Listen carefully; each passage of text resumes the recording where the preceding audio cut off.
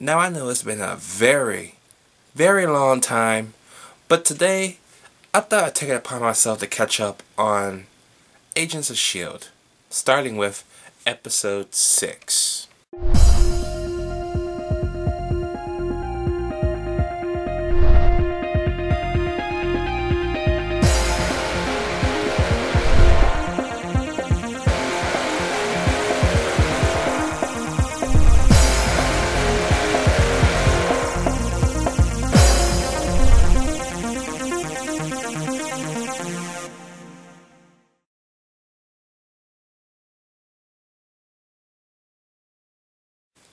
So, FZZT is the title of episode 6.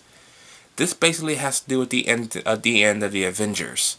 After the Tancharoen attack on New York City, one of their helmets was left behind.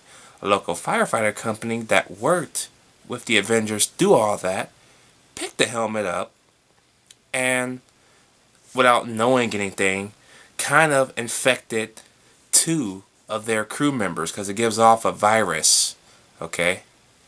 And it makes that person kind of explode and then float in midair, alright?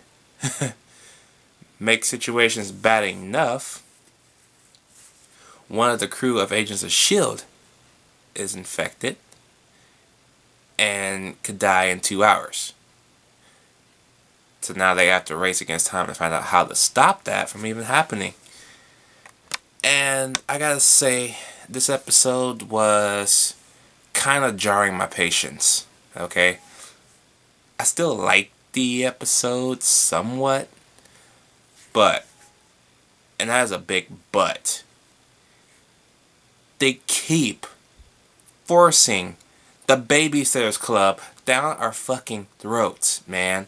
I am so sick and tired of watching Skye and her British girlfriend and her Scottish boy toy, whatever, the Wonder Twins. I am so sick and tired of these three constantly trying to crack jokes that are not funny and serve no purpose, okay? And then just them constantly bickering back and forth as if they were fucking brother and sister. Oh my God, I didn't like all that fucking bickering and fucking this is 40. Okay? This should not be in this fucking series that fucking often. You're only 6 episodes in, damn it. Seriously. So fucking stupid. Even when one of them is infected. 2 hours to live, by the way. What happens? You can't be serious. You're about to fucking die in 2 hours and y'all fucking bickering again.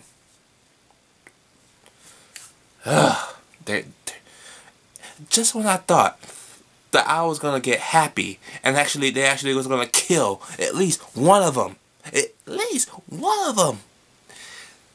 They find a cure, which blows.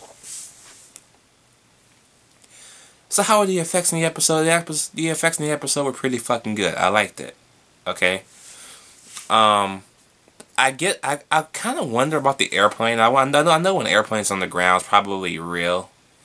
But is it real in the sky too, or is it CGI? It's so good looking you can't fucking tell.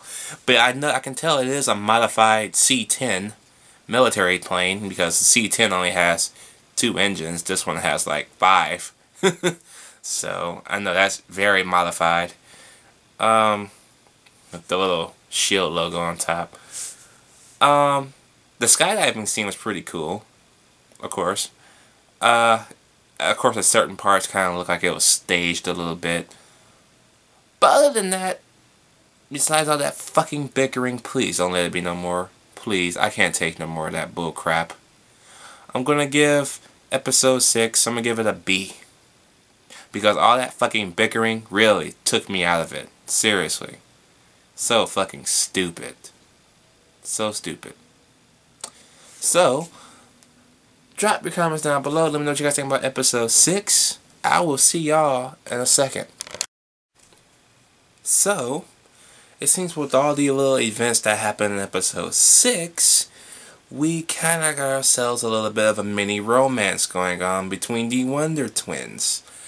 Well, except one of them doesn't know it yet. So now we're going to be going to the game. Should I tell him? Should I not tell him? Should I tell him? Should I not tell him? Should I tell him? Just tell him already. Okay? He fucking saved your life. Okay? Tell him I want to fuck you or something. I don't give a fuck. If it takes away the bickering and all that bullshit that we had for the first 6 episodes, I'm fine with a little mini romance. As long, and I repeat, man, as long as it doesn't overshadow everything else, it's fine. That means they won't fight anymore. Oh, thank God. They're finally going to do something good with these characters. Finally. And it starts in this episode. Okay? Now, the hub is basically the Area 51 with S.H.I.E.L.D. agents. Okay? So Grant and Fitz has to go on a suicide mission where there's no extraction plan or nothing like that to do some things. Okay? At the meantime, Coulson has to try and protect them within the midst of S.H.I.E.L.D., of course, while Skye and whatever her name is, the British chick, the cute little chick, anyway, tries to get more information on the mission at hand and stuff like that. Okay? This episode's pretty decent. I liked it. I also liked the scene where Coulson comes in and he starts talking to Mai, and Mai's doing her little Chinese or Asian ritual, like, you know, the martial arts like thing. She's not saying anything. He's just telling her everything over and over and over again. And she just standing there doing her little pose and shit like that. She ain't doing nothing. And he's like, good talk, and then walks away. And then she's like, I like that part. I don't know why. I just do. Maybe because she has yoga pants on. But I don't know. Maybe. Mulan and yoga pants. Damn. Anyway. Any fucking way. I like the level of growth they gave Fitz in this episode. Because he's not annoying in this episode. Well, kind of. Okay? The first half of this episode, yeah, because all he does is this. When him and Grant are out, this is all he does. Yap. Nothing interesting, nothing new, just yap. Okay? But even after he got the sandwich from his somewhat girlfriend, if you will, and he gets ready to eat it, and then Grant takes it and tosses it. And he's like, are you kidding me? And he goes on to the next morning, bitching about the sandwich. When they were just fucking man-eating dogs, basically, that just went to go get the sandwich. Dude, come off yourself. But I do. I like the level of growth in this episode between both of these somewhat annoying characters. They didn't annoy me as much now. And please tell me you're going to do something good with these two Wonder Twin characters, because it needs to happen, and it needs to happen now. So I'm glad they're doing it. I'm glad that they're slowly making them relevant. Okay? And Skye. Can we get a little bit more information about Skye and her past? And that very end of the episode has gotten me thinking. I mean, it really has got me thinking about Coulson right now. And basically that he couldn't get into a top level security file even though he has the access makes me wonder. Like, hey, I know he's been going through a lot of changes in this, and between this episode and episode 6. Because in episode 6, he says there's just something not right about me, you know, something like that. So I'm often wondering if this is a clone of Agent Coulson. And if the real Agent Coulson is actually dead still. But we have a clone that has everything, his likeness about Agent Coulson, who actually think he is Agent Coulson in the way, but the real one's actually dead. It's almost kind of like the movie The Sixth Day with Arnold Schwarzenegger. If y'all seen that movie, you know exactly what I'm talking about. But we shall see. So with that in mind, I'm giving this episode a B+, because it was that good. Thank Christ. Let me know what you guys think about this episode. The hub down below. Oh, one more badass thing about this episode. That C-10 can fucking hover. Let me repeat that. Their fucking S.H.I.E.L.D. airplane can fucking hover. That's badass, man. That is badass. Alright, you guys. Now I'm here to review episode 8. The Wall. And now The Wall takes place after both Thor movies. So you have to actually watch Thor 1 and Thor the Dark World to know what the fuck is going on in this movie, in this show. So finally, we get a little bit of continuity with the series and the movies together. So I like the fact that you actually have to watch both films to know what the hell is going on in here.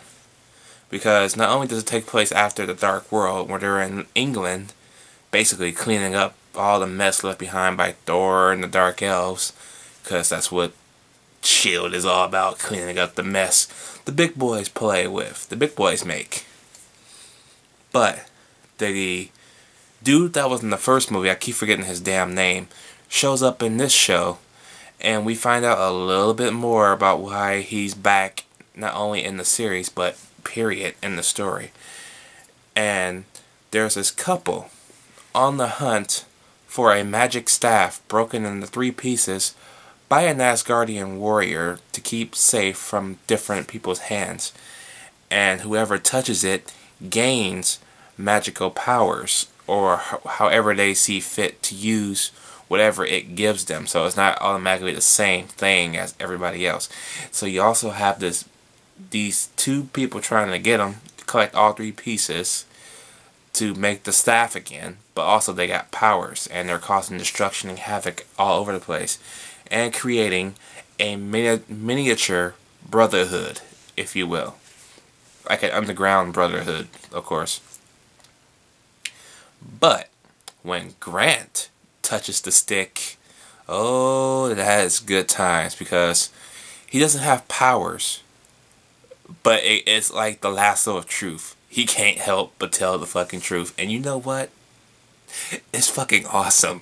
Okay, because half the time I was like, he sounds like me. He told all 3, the Wonder Twins and fucking Sky, how it is. Okay, and it was awesome.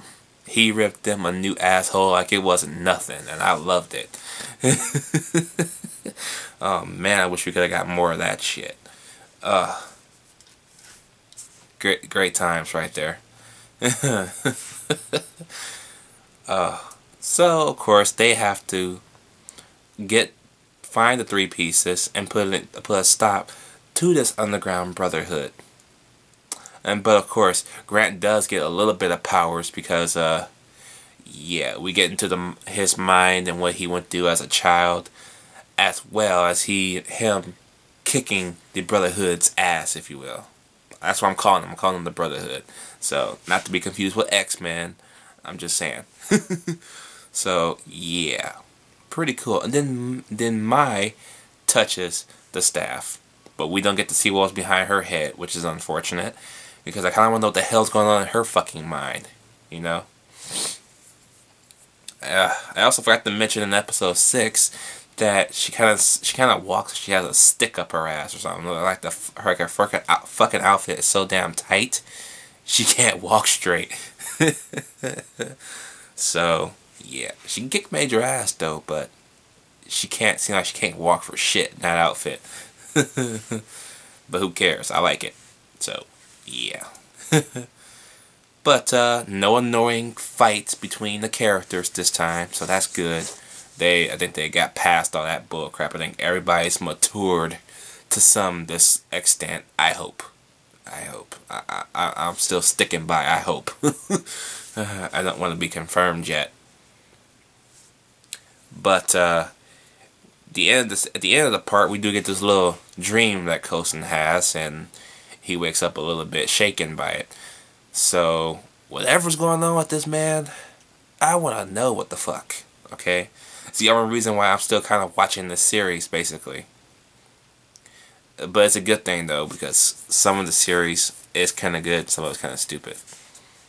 So yeah, with that in mind, I'm gonna give The Wall, I'm gonna give it a B+, because of its continuity with the movies, and because it actually had a relevance to it. It wasn't just there to give us another pissed on episode, you know. Because some of the episodes in here does seem a little bit more tacked on. They don't seem like they could lead anywhere. Half of the episodes you probably won't watch again if you ever get the Blu-ray or something like that, because it doesn't have any leeway to it. It's just there for entertainment purposes. And then you have the episodes like this where they actually mean shit, and you're actually going to watch them over and over again because they mean so much more. Or maybe that's just me. Anyways, leave your thoughts below on all 3 of these episodes. Again, sorry I'm so late on everything. I've been extremely busy with work, movie reviews. So, oh, and next month I gotta get to more movie reviews pretty soon. But I'm handling all the TV shows today. So, yeah, I will have to do Michael J. Fox next. But first, I'm gonna go to bed because it's 7 in the morning and I'm fucking tired. So, yes, I am out. I'll see y'all later.